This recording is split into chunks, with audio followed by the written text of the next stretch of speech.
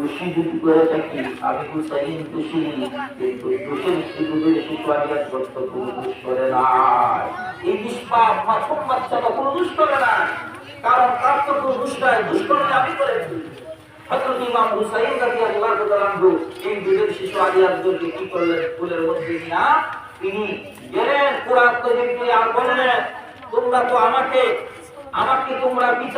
তোমরা মারার জন্য তোমরা এসেছো, আমাকে মারতে চাও, কারণ আমার সেই দুধের শিশু আলী আব্দুল তো কোনো দোষ করে নাই, সে তো কোনো অন্যায় করে নাই, সে তো কোনো অপরাধ করে নাই, সে তো নিষ্পাপ।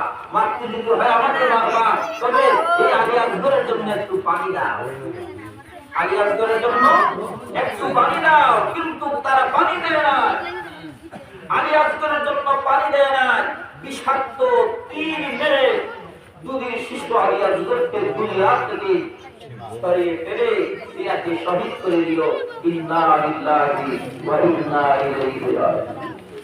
এই দুধের শিশু আলী আব্দুলকে তাদের মতো নিষ্ঠুর, তাদের মতো নিষ্ঠুর আর পৃথিবীর মধ্যে কেউ হতে পারে না। এদিন বাহিনীর মতো নিষ্ঠুর, এদিনের দলেরা তারা খুবই নিষ্ঠুর ছিল, তারা খুবই খারাপ ছিল, তাদের মতো নিষ্ঠুর আর কেউ না।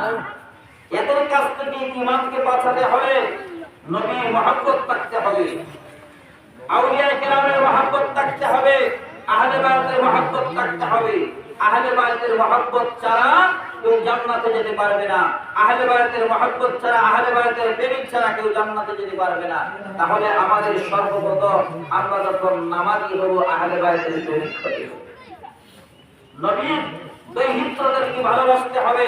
আজকে আপনারা যারা আমার নবীর মহব্বতে, আহলে বায়তের মহব্বতে এই কারবালার মাহফিল সাজিয়েছেন, এটা আপনাদের জন্য একটি নাজাতের ফয়সালা হয়ে যাবে। কারণ হাতুরে জান্নাত করেন জান্নাতীয় রমণীদের সর্দার।